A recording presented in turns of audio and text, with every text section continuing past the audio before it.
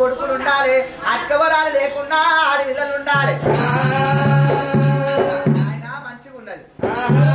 మన నాలవార్తలు ఏంటంటే అది ముందు పోయేది మొగ సీమ, ఇంక పోయేది ఆడి సీమ. అవి రెండు భార్య భర్తలే, అవి రెండుకి జోడు ఉన్నది. ఆయన బండ కింద కొడుతున్నాయి మండోదరులు అంటే అవి రెండు కప్పలు. గట్టి కొర్రేదేమో మొగ కప్ప, చిన్న కొర్రేదేమో ఆడి కప్ప. అవి రెండు భార్య భర్తలు అవుతున్నాయి. అది సంతోషమే నాయన. కుమ్మరోడు కుండ ఎందుకు చేశాడంటే బిడ్డ, కుమ్మరోడు కుండ చేసేది అమ్మ తాదు. కాడిలో ఉంటే ఏం చెయ్యాలని ఆయన శంకరా, ఒక అడవిలో ఉంటే ఒక అయ్య చేతులు పెట్టాలి, కాలి కడగాలి, కన్నదారి వేయాలి. పిల్ల ఇంటి లోపలున్నా అందరికీ కళ్యాణం చేయలేవు నాయన.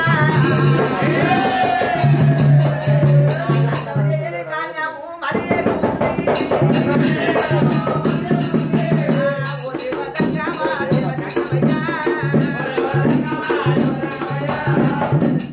రాజ్యం వెళ్తాం అనుకున్నా, దేశం వెళ్తాం అనుకున్నా, ఎంత ఎట్టి వాడు నాయన. నాకు రాజ్యం వెళ్ళి నీకు ముద్దు మీద మిసం లేదు, ముద మీద మొల్లారం లేదు.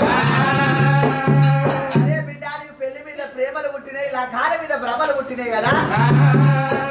60 కోట్ల అయ్యలని పిలుస్తా, దేవానే దేవతలు పిలుస్తా, నీ చేయికి పూలారిస్తే నచ్చులో నీకు మెడలై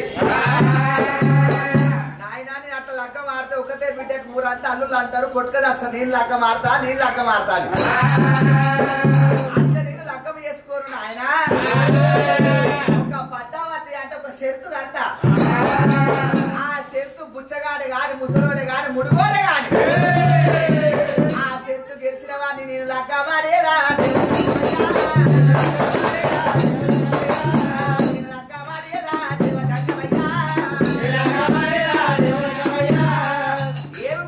బిడ్డ అని అడుగుతున్నట.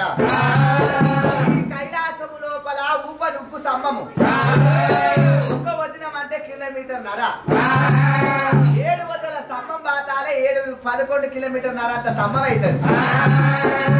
అంటుకోవద్దు, ముట్టుకోవద్దు, గాలి ఎగరాలి, గంట కొట్టాలి, బొబ్బ శంకు పట్టాలి, 7 సముద్రాలు తిరగాలి. అప్పుడు కూర్చున్న చెంగల్ని చామంతి లేవాలి, పంచకోటి లింగాలు పూజ కట్టాలి. లగ్గము లగ్గమని లగవేరి వలికిస్తే నన్ను డాబడ పోవాలి, మూత ముడు డాబడ పోవాలి. అట్ట లగ్గము అట్ట నేను లగ్గాము.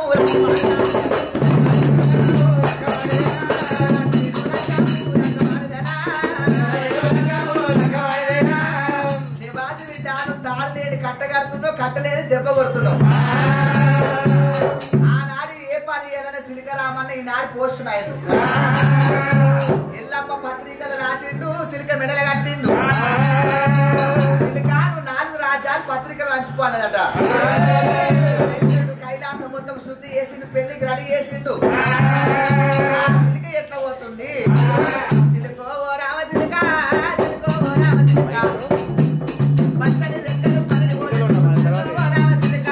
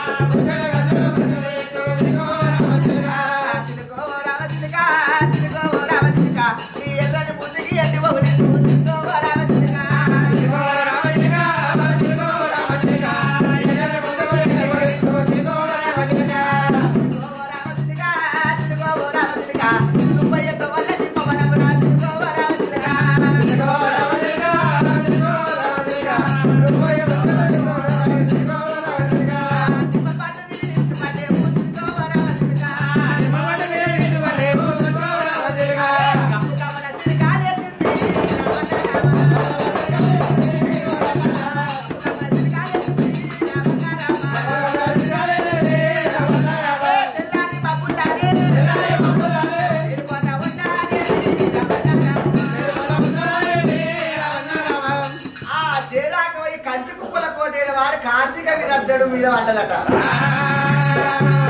రాజా గౌతుడు ఒకవేళ కోటేడవాడు కుర్తాని భార్య లింగాల దేవి ఎల్లమ్మ పత్రిక చూసిండు కార్తీక విరర్జుడు. రాజభటులారా నాకు 90 పెళ్ళాలి ఎల్లమ్మని చేసుకుంటే నాకు కొంతమంది అవుతారు. అరుడో కార్తీక మహారాజు అంటే పుట్టలు నాగన్న పుట్టల బుస్సు కొట్టవద్దు, గైరున్నప్పుడు గైర మురికి చావాలి.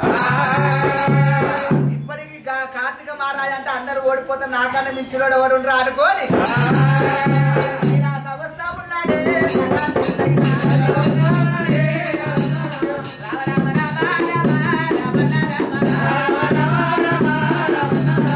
కార్తీకుని చూసి అందరు ముఖాలు కిందకి వేసుకున్నారు. ఆ విష్ణుమూర్తి ఆలోచన చేసి వీడు ఎల్లమ్మని పెళ్లి చేసుకున్నా అంటే అందరిని ఆడిస్తాడు.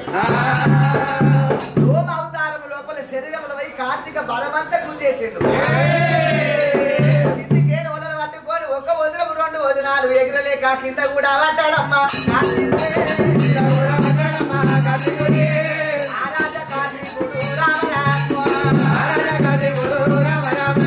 ఎల్లమ్మ పన్ను తెచ్చి భక్తులు రానిదట. ఎల్లమ్మ నేను పడ్డాను నవ్వుతున్నావా? ఎవరు నేను పెళ్లి చేస్తాడో నేను చూస్తా. పెళ్లికి రాకపోతే నాగవెల్లి ఎచ్చగొడతా. నాగవెల్లి రాకుండా ఇద్దరు భార్య భర్తలు కలిసి మెలిసి ఉన్నది.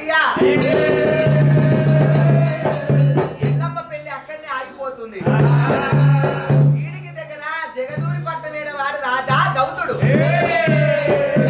గౌతుడి భార్య అల్లమాదేవి. అల్లమాదేవికి 7 మంది కొడుకులు. నీలాముని, పాలాముని, గంగాముని, గౌతాముని, ఆచకముని, మూచకముని. అందరికన్నా పెద్దవాడు జవరద్దిముని రాజు. అన్నమున్నోనికి పిల్లలు ఇయ్యడు, పిల్లలున్నోనికి అన్నం ఇయ్యడు. ఆ గౌతుడికి 7 మంది కొడుకులు ఉన్నారు కానీ తిననీక తిండి లేదు. 7 మంది కొడుకులు నాయన ఆకలి ఆకలి అంటున్నారట. గౌతరాజు కైలాసం వచ్చిన ఆయన నా కొడుకులు ఇచ్చినావు కానీ కొడుకులు దాకా అన్నం ఇయ్యలేవు. ఆ పార్వతీదేవి 3 రాళ్ళు పెట్టింది, కొర్రలు వేయించిందట. శంకరుడు పార్వతి చెప్పినట్ట తినుకుంటుంటే నేను వస్తున్నా అని చెప్పినట్ట. ఇంకా శెల్లెల గౌతుని శెల్లెల పోసే వారికి ఇదే నా భాగ్యం అనుకోని వాళ్ళ జగదుడు పట్నం వచ్చిండు. 7 మంది కొడుకులకు 7 బుక్కలు పెట్టిండు. ఇవి తింటే ఇప్పుడు అయిపోతుందేమో. ఒక 5కి వెళ్ళిపోయిండు, నాగలు అడుకొచ్చిండు. ఒక 5కి వెళ్ళిపోయిండు, ఎట్లా అడుకొచ్చిండు. ఒక 5కి వెళ్ళిపోయిండు, బ్యాట్ జోళ్ళు అడుకొచ్చిండు. ఎట్లు తీసుకొని వచ్చిండు. 2 సార్లు మరోసారి కొట్టిండు. ఆ కొర్రలు తీసిండు, పంట లోపల చల్లిండు. 1 రోజు 2 రోజులు 3 రోజులు అందరు సేన్ల మొలకలు వస్తున్నాయి కానీ గౌతుడు సేన్ల మొలకలు వస్తలేవు. నా దుర్దుష్టమా తిననీక తిండి లేదు. కొర్ర సేనుతోని కోటొక్క పంట, నువ్వు సేనుతోని 101 పంట, పతి సేనుతోని 101 పంట. గౌతరాజు బాగా ఏడ్చిందట. 3 రాళ్ళు పెట్టిండు. అమ్మ మైసమ్మ నా పంట వండితే నీకు పండుగ చేస్తా అన్నాడు. 3 రాళ్ళు పెట్టిండు, కొబ్బరికాయ కొట్టిండు, దీపం ముట్టించిండు. ముఖంగానే వర్షం కురిసింది. వర్షం కురిసింది, పంటలు వండినాయి. పంట వండినాక మైసమ్మని మర్చిపోయిండు. రేపు పనులను తీసుకొచ్చి కోత సీట్లు పట్టియాలనుకుంటుండు. నడిమంచల వండుకోని మైసమ్మ ఏమంటుంది, ఏమిరా నువ్వు పంట వండక ముందు నన్ను మొక్కినావు, పంట వండినాక నన్ను మర్చిపోయినావు. చేరు మీద ఎట్ట చేరుతావు చూసాని మైసమ్మ తిరిగేది 1 గంట రాత్రి. గౌతుని ఛాతి మీద కాలు పెట్టింది, ఎడమ చెంప పట్టింది, కుడి చెంప కొట్టింది. కుడి చెయ్యి పట్టింది, ఎడమ చెంప కొట్టింది. గౌతరాజ సేను మీద చేయబెట్టడం అంటే నిన్ను మింగుతా, నీ భార్యను మింగుతా, నీ పిల్లలను మింగుతా. అమ్మ నీకు ఏం కావాలంటే 5 మంది తొలుసులు గర్భవతులు రావు కర్ర పిల్లి కోరింది. కళలు చెప్పి పోయింది మైసమ్మ. గౌతరాజు ఏమంటున్నా, అందరు నాలేక అన్నారు, ఎవరి తల్లి కడుపు గండి పెట్టాలి. మైసమ్మనే ఒకవేళ 5 మంది తొలుసులు గర్భవతుల నెత్తి మీద కూర్చుంది. పొయ్యి మీదకి బియ్యం ఇస్తారు కానీ పొయ్యి కింద కట్టెలు వరిగారు. ఆ కట్టెలు ఏరుకుందామని ఆ 5 మంది తొలుసులు గర్భవతులు పంట కాడికి వచ్చింది. ఏమిరా మైసమ్మ రాత్రి కళలు చెప్పింది, పొద్దుగాల 5 మంది తొలుసులు గర్భవతులు వచ్చిండ్రు. పోసి గొడ్డలి పదన పెట్టిండు, ఉప్పు పోసి గొడ్డలి నూరిండు. అయ్యా మంచం మీద ఉన్న తాత నాకు దోసకాయ కావాలంటున్నట. ఒక దిక్కు తెంపితే సేను మూట అవుతుందమ్మా, 4 దిక్కులు తెంపులు ఒక నడమంచ కాడ తెంపురాట. పండు తెప్ప వరకు అమ్మా మైసమ్మ బలియారం అన్నాడు.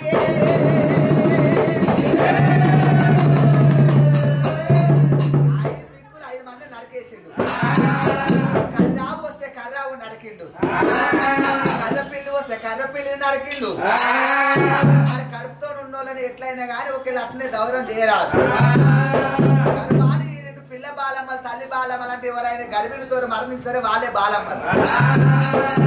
అవరమంతా అవర పిచ్చాచులు కావాలి. పెళ్ళైనాక ఎవరైనా తొలుసురు వాళ్ళు కానీ ఒకరు బయటికి పోతే బాలమ్మలని వర్తరు వాళ్ళకి సంతానం కాదు. తెలిసిన పని వాళ్ళ దగ్గరికి వెళ్ళిపోతే శాంతి చేసే సంతానం అవుతుంది. పిల్ల బాలమ్మలు కావాలి తల్లి బాలమ్మలు కావాలని దివనార్తి పెట్టిండు. 7 కుండలు తీసుకొని వచ్చిండు. 7 పాపాలు నింపిండు. సేను కోసిండు. మరి అందరికన్నా చిన్నవాళ్ళు లగ్గం చేసిన కానీ మునిరాజు లగ్గం చేయలేదు. ఎందుకంటే తండ్రికి పెద్ద కొడుకు ఉడితే తండ్రి చేసిన పాపము కొడుకు మొయ్యాలి. తల్లికి పెద్ద బిడ్డ ఉడితే తల్లి చేసిన పాపం బిడ్డ మొయ్యాలి. ఆ మునిరాజు ఏమంటున్నా ఆయన నాకన్నా చిన్న వాళ్ళ పెళ్లిళ్ళు చేసిన నా లగ్గం చేయలేవు నాయన అంటున్నట. మునిరాజా నిన్ను కన్న గాని నీ రాత కనలేను కొడుక. చేసిన 7 పాపాలున్నాయి. పాపాలన్నది తిరుపతి తీరంగం ఓనాన్ని కడుకొని రామన్నదట. అదృష్టమో అదృష్టమో తండ్రికి పెద్ద కొడుకు ఉడితే ఈ బాధలు తప్పయి. నడిమంచ అంటే ఒకవేళ మడి కట్టుకున్నాడట. ఆవిడ కట్టుకొని ముందట 3 బాండలు ఎంకల 3 బాండలు సిబ్బితిగా పట్టుకొని బాతాల బయలు అల్లిండు. ముదిగాల లేసి కాశీ కాశీ అంటే కాశీ లేని మోక్షం లేదు. తండ్రి కాలు మొక్కితే కాశీ విశ్వనాథుడు పూజ చేసినట్టు. అమ్మ పోవంగా చూస్తున్నా రావంగా చూస్తున్నో చూడని తల్లి అంటుందట. మీరు దివన గోరమంటే నా సావు దివన గోరిన నన్ను మొక్కలు చూస్తావో చూడవో. ఆ 7 పాపాలు కట్టుకొని అయ్యో రామా దైవమాయ దైవమాయ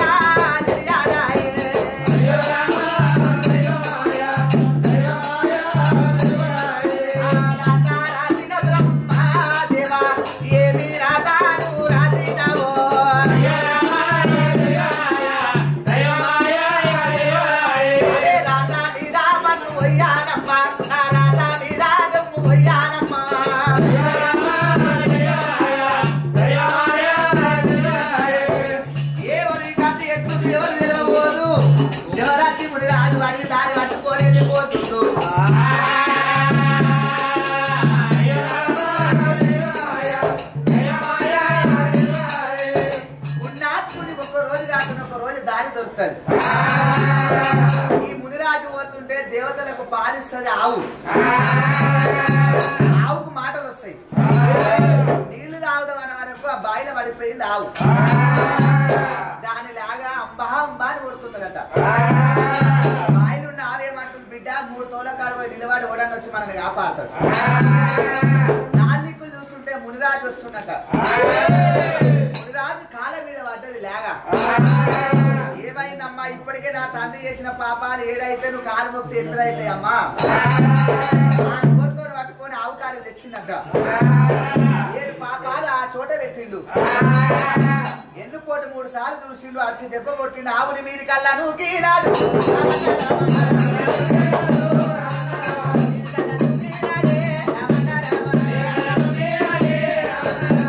ఆవులు లేవట్టినందుకు ఒక గోవు పాపం అనేది పట్ల వలిపోయింది. నీళ్లు సన్ను పుష్పాలు కడిగి లేక పాలు తాగంటే పాలు తాగనట్టుంది. మనల్ని కాపాడిండు తల్లి. ఆయన కూడా ఆయనకి ఏం కష్టం ఉంది అడుగుమంటుందట. కానీ పేరు ఏం పేరు అంటే నాకు వెయ్యంత కొట్టి నా పేరు కొత్తలేదు. నా చెల్లి చామంతి అంటే ఎవరు చూడలేదు ఇప్పటి దాకా. పసి తింటే పసిలాగా పాలు తాగుతుంటే పాల నుడిసి వస్తుంది. అదే చెంగెల్లి చామంతి కోటి లింగాలంటే ఇత్తడి పుత్తడి బంగారం కాదు. నా మీద పెదలు కింద పెదలు పూజ కట్టు. నిప్పముల్ల పాక అంటే నా పెద్ద పేరు మెడకు బయటకు వేసుకో. అమ్మా ఆవు 2 కాలు పట్టినమ్మా. నా తల్లిదండ్రులు చేయని పని నువ్వు చేస్తున్నావమ్మా. బతికినన్ని రోజులు నన్ను ఇదివద్దమ్మా అని అన్నదట. సమస్య ఉన్నాడే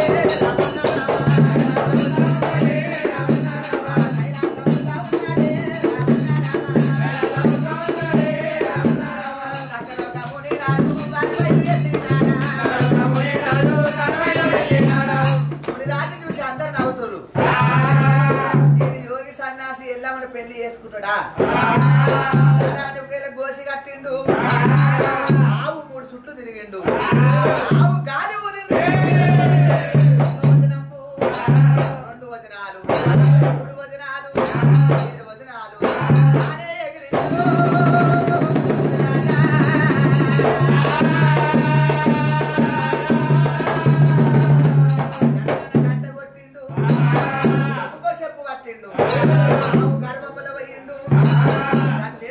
చుట్టం తిరిగిండు నెంబర్ పెట్టినట్టు ఆవు బయట దూకింది పసిబిడ్డ పసిలాగా మాల నుడుసు తెచ్చిండు ఎదుర పూజ కట్టిండు ఎల్లమ్మ లెక్కమని వేరే వాళ్ళకి ఇచ్చారు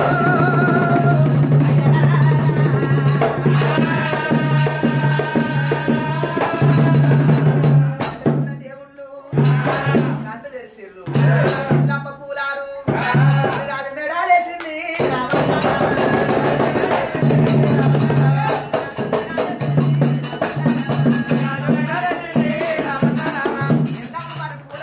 మునిరాజు మెడలు లేదు మునిరాజు పూలారు లేదు ఏం వేస్తుందంటే మెడలున్న రుద్రాక్ష మాల తీసి ఎల్లమ్మ మెడాలేసి